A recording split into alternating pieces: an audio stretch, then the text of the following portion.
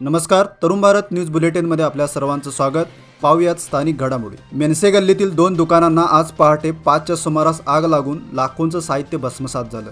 Short सर्किटमुळे आग लागल्याचा प्राथमिक अंदाज व्यक्त करण्यात येतोय. दरम्यान अग्निशमन दलाच्या जवानांनी तातडीने घटनास्थळी धाव घेऊन अथक प्रयत्नानंतर आगीवर नियंत्रण मिळवलं. मेनसे गल्लीत सौंदर्य प्रसाधने सजावटीच्या साहित्याची दुकानं आहेत. यातील 2 दुकानांना आज पहाटे 5च्या सुमारास आग लागली. दुकानांमध्ये ज्वलनशील साहित्य असल्यामुळे काही क्षणातच आगीचा भडका उडाला व लाखो रुपयांचं साहित्य आगीच्या भक्ष्यस्थानी पडलं. दरम्यान तापमानाचा पारा वाढल्यामुळे शहरात आग लागल्याच्या घटनांमध्ये वाढ झाली, त्यामुळे नागरिकांनी दक्षता घेण्याची गरज आहे. कर्नाटकमध्ये विधानसभेच्या निवडणुका होत आहेत, त्यामुळे आता मतदार याद्या तसेच निवडणुकी संदर्भातील परिपत्रके देण्यात येणार आहेत. मात्र ही परिपत्रके कन्नड आणि इंग्रजीतून दिली जातात. ती मराठी भाषिकांना समजणं अवघड जातं. सीमा भागामध्ये 15% अधिक मराठी भाषिक राहतात, त्यामुळे कायद्यानुसार ही कागदपत्रे मराठीतून देणं बंधनकारक आहे. त्यामुळे मतदार याद्या तसेच निवडणुकीची इतर कागदपत्रे मराठीतून उपलब्ध करावीत, यासाठी नगरसेवक शिवाजी मंडळकर यांनी राष्ट्रीय निवडणूक आयोग व जिल्हाधिकाऱ्यांना निवेदन दिले. विमान मंत्रालयाने विमानाचं उन्हाळी वेळापत्रक जाहीर केलं असून बेळगावसाठी 2 नव्या विमानसेवा मंजूर करण्यात आल्या आहेत. हे वेळापत्रक 26 मार्च ते 28 ऑक्टोबर या कालावधीसाठी असणार आहे. नागरी हवाई उड्डाण संचालनालयातर्फे शुक्रवारी उन्हाळी वेळापत्रक जाहीर करण्यात आलं. यामुळे बेळगावच्या विमानसेवामध्ये पुढील कालावधीत वाढ होण्याची शक्यता आहे. इंडिगो, स्टार एअर्स व स्पाइस जेट या कंपन्यांना 11 मार्ग देण्यात आलेत, तर संजय घोडावत ग्रुपच्या स्टार एअरलाइन्सला नवीन 2 मार्ग मंजूर करण्यात आलेत. मात्र बेळगाव, पुणे व नाशिक या मार्गावरील विमान फेऱ्या रद्द करण्यात आल्यामुळे प्रवाशांमध्ये नाराजी आहे.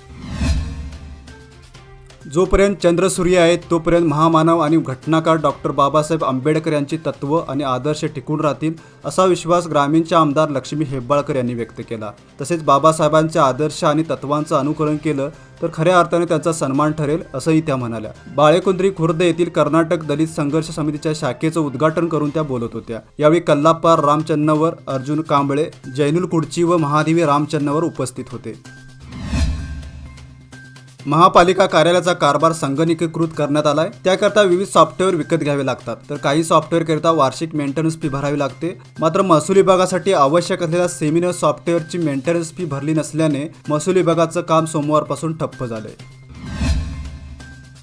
एपीएमसी आणि शहापूर पोलिसांनी संयुक्त कारवाई करत येडियुराप्पा मार्गावर 1,23,000ची दारू जप्त केली. या प्रकरणी अनिल कुमार हाजी याला ताब्यात घेतलं असून दारूसह अल्टो कार जप्त करण्यात आले. मुख्य जिल्हा सत्र न्यायालयाच्या परिसरात पेवर्स बसवण्यासह कॉन्क्रिटीकरणही करण्यात आलंय. मात्र न्यायालयाच्या मागील बाजूला चेंबरवरील झाकण गायब झालं असून त्यावर फांद्या टाकून सर्वांना सावध करण्यात येत आहे. मात्र या चेंबरची दुरुस्ती करण्याकडे दुर्लक्ष होत आहे. दरम्यान वाहनांना ये जा करणे अडचणीचे ठरत असल्यामुळे तातडीने दुरुस्त करण्याची मागणी वकिलांमधून होते.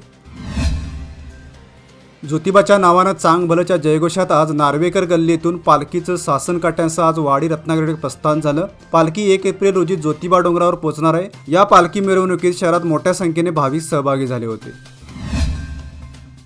लाल मिरचीचे दर कडाडले असून बेळगावात सध्या 300 ते 800 रुपये मिरचीचा भाव सुरू आहे. दररोजच्या आहारात मिरची पावडर लागते, त्यामुळे सामान्य नागरिक पावसाळा येण्याच्या आधी लाल मिरची खरेदी करून मिरची पावडर तयार करून ठेवतात. मात्र यावर्षी दर गगनाला भिडल्यामुळे सामान्यांना लाल मिरचीचा ठसका लागणार आहे. सध्या बेळगावात बेडगी मिरचीचा दर 350 ते 800 रुपयांपर्यंत आहे, तर लवंगी मिरची 300 रुपये, तर संकेश्वर मिरचीचा भाव 300 ते 350 रुपयांपर्यंत पोहोचला आहे. बेळगाव शहरात आज LGBTIQ व MSM समाजासाठी जिल्हा एड्स नियंत्रण विभाग आणि स्नेहज्योती महिला संस्थेच्या संयुक्त विद्यमाने आरोग्य सेवा जागृती शिबिराचं आयोजन करण्यात आलं होतं. जिल्हा एड्स नियंत्रण अधिकारी जहागीरदार, स्नेहज्योती महिला संस्थेचे CEO चंद्रशेखर पाटील, सचिव नम्रता, PD डायरेक्टर राजम्मा, FPAIचे व्यवस्थापक गोविंदराव यांच्या उपस्थितीत शिबिराला चालना देण्यात आली. यावेळी ART मेडिकल वैद्याधिकारी, NGO प्रमुख, LGBTIQ व MSM समाज बांधव उपस्थित होते.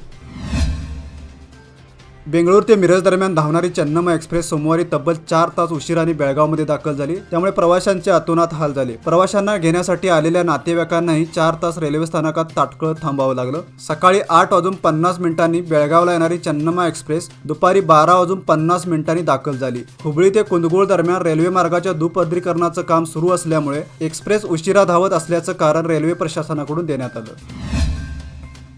विधानसभा निवडणुकीच्या पार्श्वभूमीवर सर्व नाक्यांवर कडक तपासणी करण्यात येते. दरम्यान आज गोव्यातून बेंगळुरूला जाणाऱ्या स्लीपर कोच बसमध्ये 319 लिटर गोवा बनावटीची दारू आढळून आली. या प्रकरणी दोघांना ताब्यात घेण्यात आलं असून वाहनासह 34,32,000 रुपयांचा मुद्देमाल जप्त करण्यात आलाय. अबकारी खाते व पोलिसांनी ही संयुक्त कारवाई केली. आजच्या न्यूज बुलेटिनमध्ये इथेच थांबूया. अधिक माहिती आणि ताज्या घडामोडींसाठी पाहत राहा Tarun Bharat YouTube channel. Subscribe करा, लाईक करा आणि जरूर शेअर करा. तसेच दररोज सकाळी वाचा दैनिक तरुण भारत.